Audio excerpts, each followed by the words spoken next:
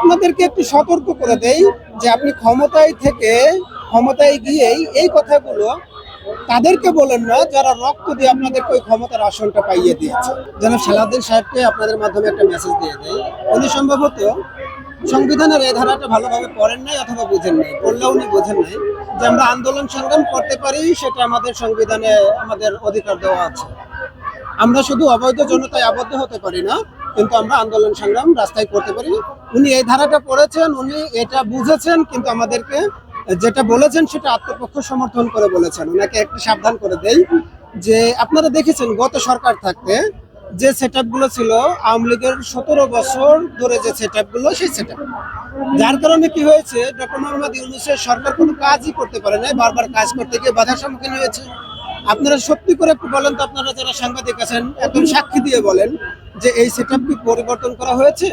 না, সেই আওয়ামী লীগের 17 বছরের সেটআপ নিয়েই আপনারা যে আমাদেরকে হুমকি দেন, এই হুমকিটা দিয়েন না। কারণ আমরা জানি প্রতিটা সেক্টরে এখন পর্যন্ত 85% আওয়ামী লীগের দোসররা বসে আছে। আপনারা এই হুমকি দিয়ে আমাদেরকে ভয় দেখাতে চান, আওয়ামী লীগকে আবার ফিরিয়ে আনতে চান, আওয়ামী লীগকে আপনারা প্রাসঙ্গিক করতে চান।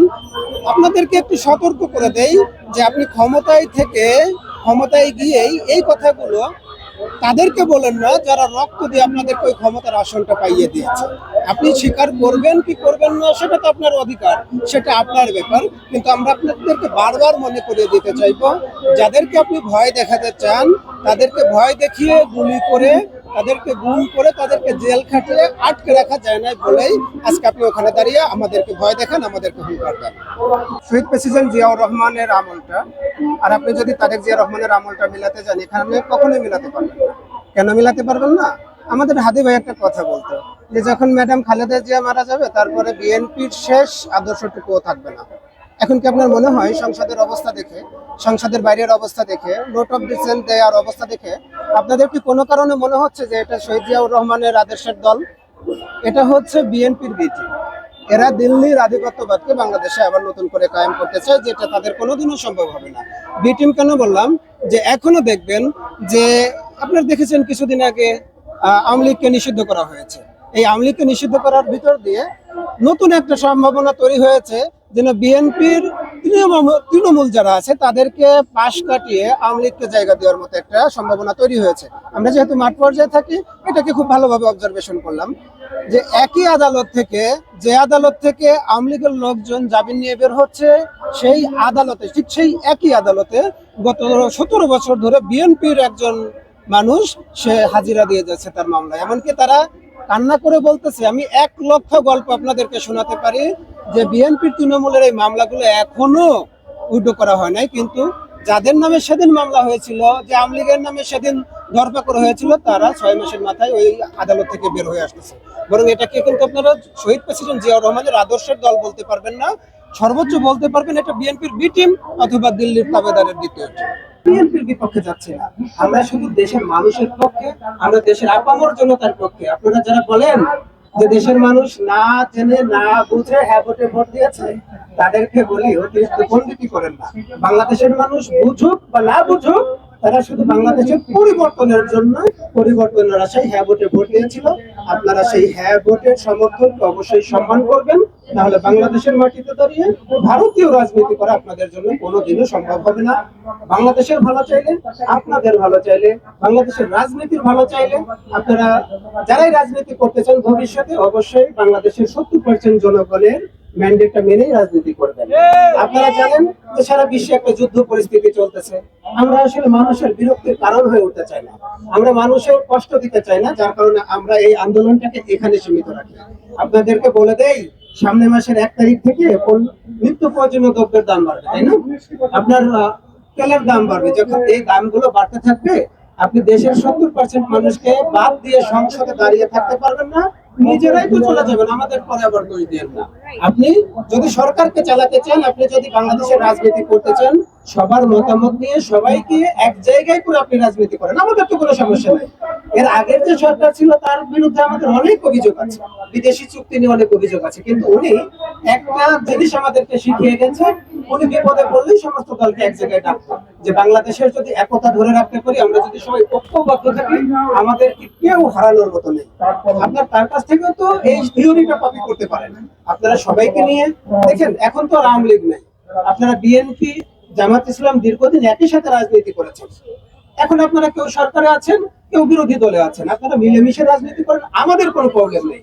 কিন্তু জনগণের ম্যান্ডেটকে আপনারা যেভাবে অস্বীকার করার মতো দুঃসাহস দেখাচ্ছেন, এই দুঃসাহস থেকে আপনাদেরকে বেরিয়ে আসতে হবে। আমরা সবাই তো এখানে মুসলিম। আপনাকে যদি প্রশ্ন করি, ভাই আপনি কি কোরআন হাদিস মানেন, আপনি এক কথায় বলে দেবেন হ্যাঁ কোরআন হাদিস তো মানি। আপনাকে যদি বলি কোরআন হাদিস জানেন, আপনার উত্তরটা একটু আটকে যাবে, তাই না? সংবিধানটা আমরা আসলে এপার থেকে ওপারে পড়ে দেখি নাই অনেকেই, কিন্তু আজকে সংবিধান নিয়ে আমরা যারা রাস্তায় দাঁড়িয়েছি, আপনাকে একথা মাথায় রাখতে হবে, সংবিধান পড়েই দাঁড়িয়েছে। সংবিধান কিন্তু গীতা না, ধর্মগ্রন্থ গীতার মতো সংবিধান না যে ব্রাহ্মণের ছেলে ছেলে পড়তে পারবে না। আমরা অনেকেই স্বরাষ্ট্রমন্ত্রী সালাউদ্দিন ভাইয়ের থেকে সংবিধানটা খুব ভালোভাবে জেনেই রাস্তায় দাঁড়িয়েছি।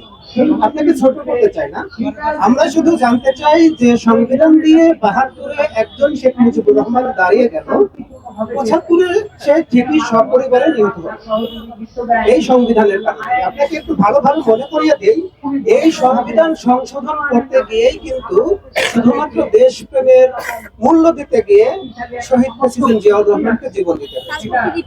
আজকে আপনারা যারা সংসদে বসে আমাদের প্রধানমন্ত্রীকে গালে হাত দিয়ে আর এক হাত দিয়ে টেবিল চাপড়ানোটাকে বাধ্য করেছেন, যারা এটা প্রমাণ করতে চান যে সম্ভবত জনাব তারেক রহমান প্রধানমন্ত্রী হওয়ার যোগ্য না, তাদেরকে পরিষ্কার ভাষায় বলে দেই, কে দিল্লির রাজনীতি করেন, কে বাংলাদেশ পন্থী রাজনীতি করেন, এই জেএনজি কিন্তু খুব ভালোভাবে জানে।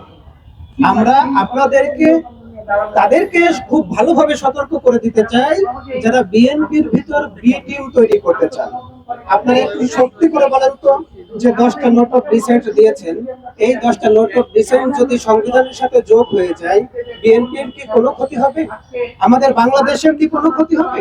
কোনো ক্ষতি হবে না। কিন্তু এটা আজকে বাদ দেওয়ার কারণ কি, যে এই জমিনে আবারও হাজারো ভাইয়ের রক্তের উপর বেইমানি করে 50,000-এর উপরেও শহীদ যারা আহত ছিল তাদের রক্তের উপর দাঁড়িয়ে আপনারা আবারও ভারতীয় আধিপত্যবাদ দাঁড় করাচ্ছেন। আমরা জানি তো সংবিধান কে সংযোগ করেছিল, মাত্র 12টা কান্ট্রি। কয়টা বললাম? মাত্র 12টা কান্ট্রির সংবিধানকে এক জায়গায় করে সেখান থেকে নকল করে কামাল স্যারের নেতৃত্বে সংবিধান তৈরি হয়েছিল, যেটা দিয়ে আমাদের গত 50 বছরে কি পেয়েছে জানেন?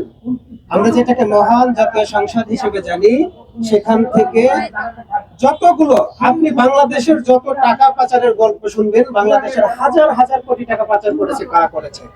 ওই মহান জাতীয় সংসদের মহান সাংসদ চোরেরা।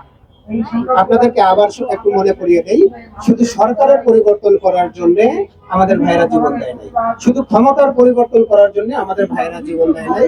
জনাব তারেক রহমানের উদ্দেশ্যে একটা বার্তাই বলে দেব, আপনি শুধু জেনজির মুখের ভাষাটা, তাদের মনের ভাষাটা বোঝার চেষ্টা করেন। এই জেনজি আপনার বাবার আদর্শটা শুনেছে, আপনার মায়ের আদর্শটাকে দেখেছে, এবং আপনাকে মনে প্রাণে বিশ্বাস করেছে যে আপনি যদি বাংলাদেশের ক্ষমতায় আসেন, আপনি জেনজির ভাষাটা বুঝবেন। আপনাদেরকে শুধু সতর্ক করে দেই, যারা আজকে জুলাই সনদ নিয়ে তাল বাহানা করতেছে, এই তাল বাহানাটা বন্ধ করে দেন। দেখেন, ওই ক্ষমতায় আসলে যে আপনার 5টা মাথা হয়ে যাবে, 10টা হাত হয়ে যাবে, সেটা তো আমরা শেখ হাসিনাকেও দেখেছি। শেখ হাসিনার মতো ক্ষমতাবান আপনারা কোনোদিনও হয়ে উঠতে পারবেন না। দিল্লি আপনাদেরকে কোনোদিনও আওয়ামী লীগের বিটিম হিসেবে মেনে নেবে না। শুধু একটা কথা বলে দেয়, শেখ হাসিনা তো 4 দিন আগে থেকে বুঝতে পেরেছিল যে আমরা ক্ষমতা থেকে চলে যাব। বিএনপি কিন্তু 4 ঘন্টা আগেও বুঝতে পারবে না তো তাদের পায়ের নিচের মাটিটা কিভাবে সরে যাবে। আবারও বলি, আবারও সাবধান করে দেই, এই যে রাস্তায় দাঁড়ালে আপনি বারবার সংসদে দাঁড়িয়ে আমাদেরকে একটু ভয় দেখান, আপনারা রাস্তায় দাঁড়াতে পারবেন না, মত করতে পারবেন না। আমরা জানি সংসদের পথধারায় আমাদেরকে এই অধিকার দেওয়া হয়েছে, আমরা রাস্তায় দাঁড়িয়ে বিক্ষোভ প্রদর্শন করতে পারবো। আমরা এই বাংলাদেশের মানুষ খুব ভালোভাবে